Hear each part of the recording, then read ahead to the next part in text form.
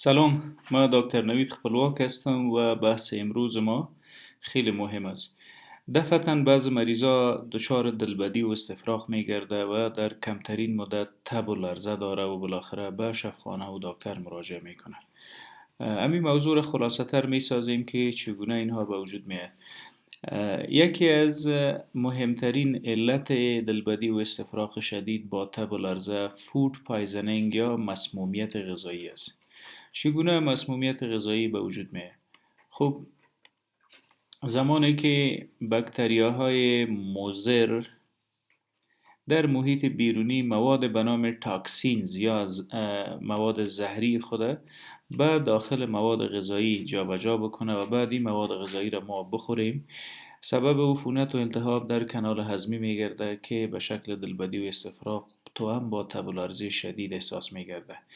این تاکسین ها بیشتر توسط بکتریای به نام استرپتوکوکس آریس یا استرپ آریس تولید میگرده و یکی از علت هایی که مریض مسمومیت غذایی پیدا میکنن جابجایی مواد زهری بکتریایی به نام استرپ آریس در مواد غذایی است.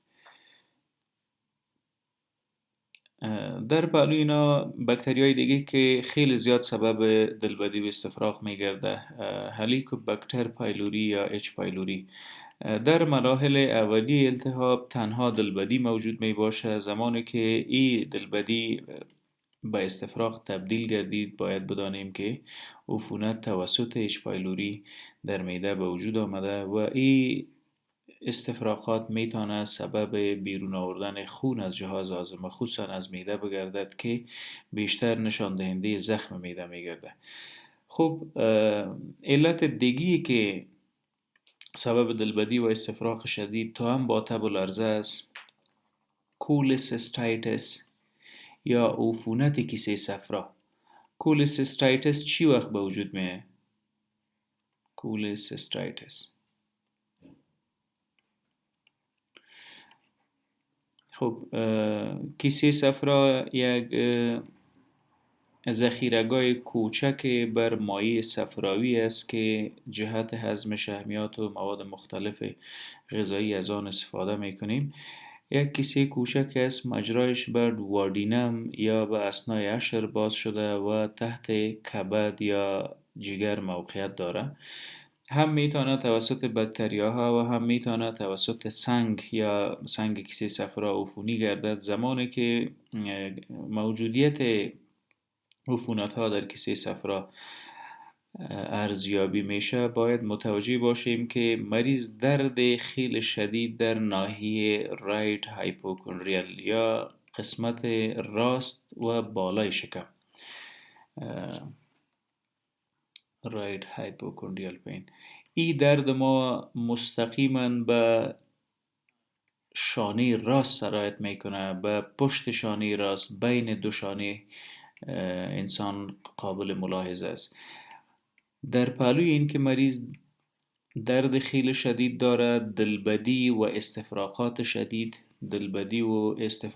شدید، جمع تب و لرزه مریض که در این صورت باید اگر التراساوند صورت بگیره. اگر عفونت کیسه صفرا موجود بود میتونیم علت عفونت از بین ببریم. اگر علت سنگ کیسه صفرا بود در اون صورت موضوع به جراحی محول میشه. سرجیکال ریساسیتیشن خیلی مهم است. اگر علت عفونت کیسه صفرا قبلا هم سنگ کیسه صفرا بود و مریض به بار 2 و 3 این وضعیت تجربه کرد، در اون صورت بهتر است که کیسه صفرا را توسط عمل جراحی برداریم. و اگر عفونت موجود بود از آنتی بیوتیک ها میتونیم استفاده بکنیم و مریض مهار بسازیم. ولی در این وضعیت باید خیلی متوجه باشیم که نل پر اورال یا مریض هیچ چیز الا ختم معالجه نباید بخوره که موضوع دلبدی و استفراغ شه به این صورت کنترل بکنیم.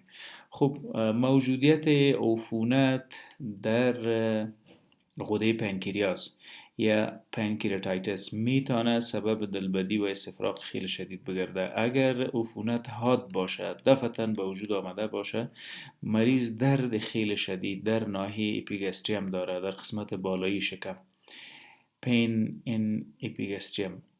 این درد ما یکی خیلی شدید است، بیشتر اوقات مستقیما از قسمت بالایی شکم به کمر شکم سرایت میکنه. radiation to back. و کتش مریض دلبدی خیلی شدید و استفراغ خیلی شدید داره. هر چی که میخوره دوباره استفراغ میکنه. جمع تب و لرزه و درد شدید استخوان‌ها.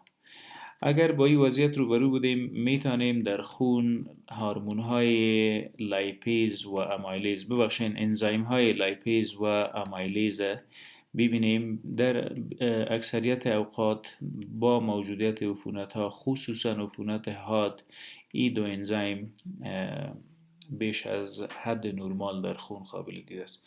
خب اگر با یک وضعیت روبرو شدیم چگونه میتونیم منیجمنت یا معالجه را پیش ببریم؟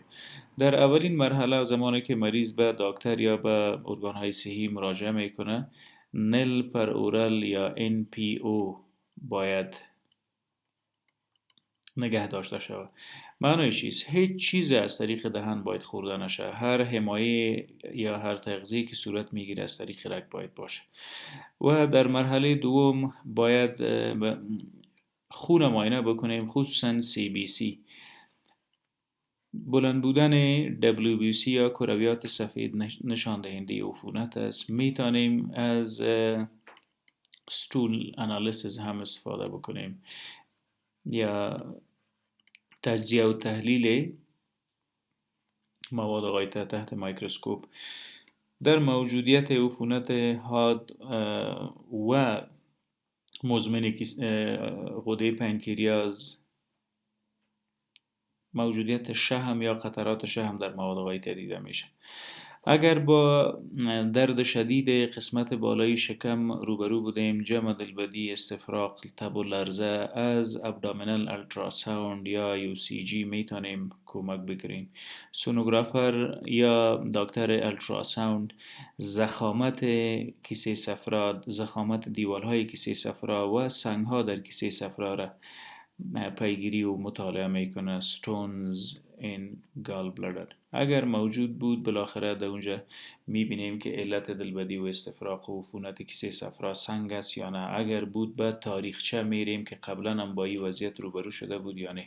اگر ریکرنت بود در اون صورت بهتر است که مریض جراحی بکنه، سرجیکل تریتمنت که عبارت از کولسیستکتومی یا برداشتن کیسه صفرا است.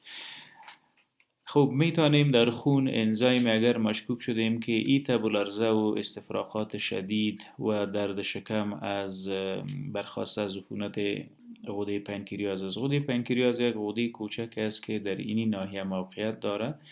وظایف خیلی مهم داره. تولید و ترشح هورمونی به نام انسولین که شکر را کنترل میکنه هم جزء وظایف غده پنکریاس است و سهم بارزش در هضم مواد غذایی.